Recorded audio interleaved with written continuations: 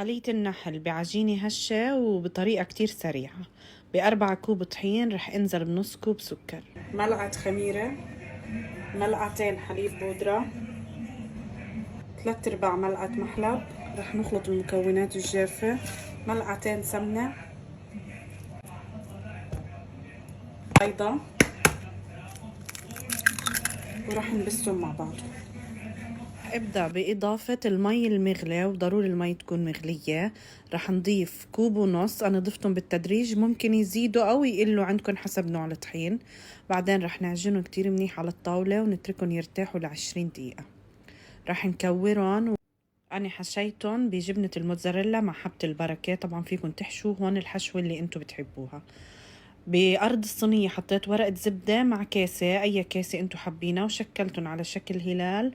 وبعدين دهنتلهم وجههم بصفار بيض، حليب وعسل، وبعدين رشيتهم حبة البركة وسمسم. دخلتهم على الفرن ليتحمروا من تحت ومن فوق، وعليكم بالعافية.